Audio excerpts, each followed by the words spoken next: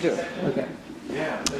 A video diary for June 19.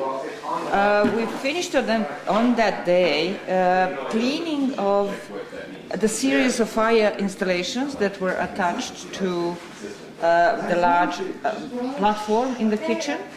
And once we removed the series of them, which was right here in this place, we came across, first of all, a floor, an earlier floor of the kitchen, most likely, that was extending this way towards the east, and it was going into the platform floor. And then on it we had this another fire installation, which we didn't have any idea about until we got so low. And it's built in a slight depression with a nice rim, and only one half of it is preserved. The other half was very much damaged by the animal activities. It can be seen by all these holes around, and therefore it was also gone. The pieces of it we cleaned out as we were cleaning this part of the kitchen floor last year. And we can see the proximity of that fire installation with our oven feature 613. And there are slight similarities between the two. Now, the thing to think about in relation to this was the platform chopped off in prehistory so that all these fire installations were put in, and then they were at some much later stage incorporated into the platform, or was it that the platform was much smaller originally, and then it grew basically towards the east as the fire installations were added to it, and then it was at the end covered with another floor. And we also made some progress here in the southeast corner of the building, and if you go this way, Jason, you can see that.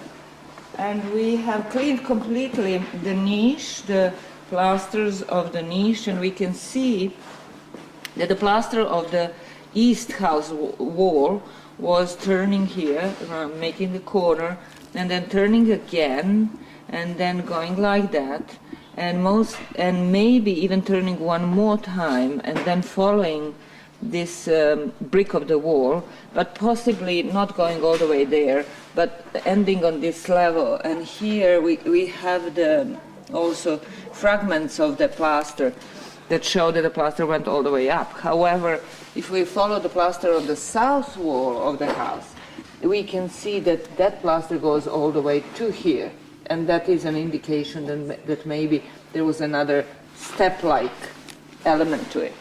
Another interesting thing with this feature is that it has at some point there was a floor packing, that it's very intensively burnt clay, remains of a hearth or an oven, fire installation of some sort, and it's caught between the two floor layers of this platform or bench-like feature, which is a good thing for dating this whole niche and at least the floor construction, and we can connect it to the series of fire places in the kitchen that we have dug, and there are similarity in these deposits.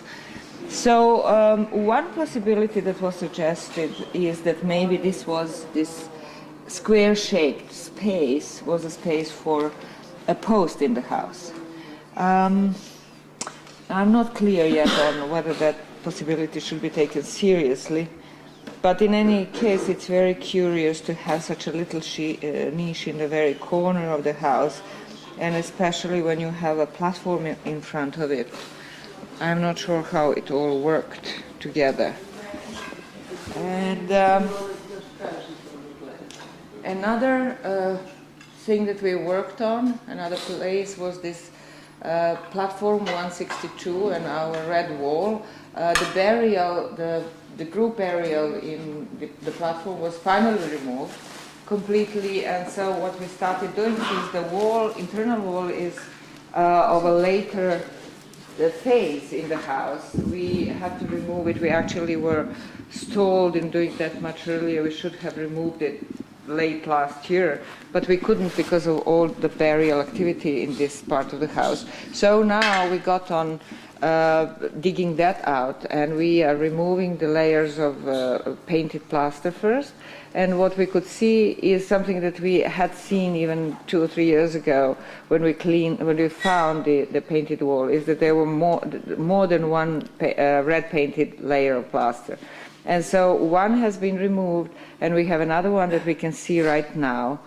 Between the two of them, I think, was at least one or more white layers of plaster. And plus there are 3 layers of red now. There are 3 layers of red now, okay. And then 1 layer of white, and I think right. an interspersing layer of dark material. Okay. And what another interesting thing is that there are 2 nuances of red paint that we can see on this wall, and the majority of the wall was this lighter color red.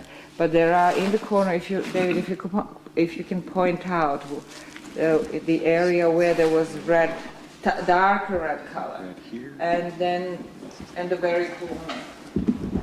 And as we were chipping off the pieces of paint and other pieces of plaster that were stuck on it, we could see that there were shapes to the darker red. It wasn't just, there were round shapes on it, which indicates that it probably was not just a monochrome painting. There were figures painted, or at least some sort of geometric features or something of that sort. And so we are also removing the floors of the oven. We had left in the past a little like steps like this one here. We had another step above. We left them for control of the floors on this oven platform. And so now we are removing those. So we have removed one of them, and now this is the packing behind it, very thick packing that is being removed. Okay. That's about it. Really. Oh yes, there's one more thing. One more thing on this end. We had a threshold feature that was running west-east in this part of the house, dividing the center of the house and supposedly the clean floor from the dirty floor in the kitchen. That was our feature 645, and it was lying right here. So yesterday that was also removed. We left a little micromorphology block in the middle, and now we arrived on the floor, in this whole area on this floor, and we can see that there is another very thick and massive floor under it that's painted white, as were the floors that were above here. And I am hoping, I'm almost sure, that that white floor would be the earliest floor in the building. So once we arrive on it, that's it. Then under it, there is no more house. But we will see. We might still be surprised. Thank you, Jason.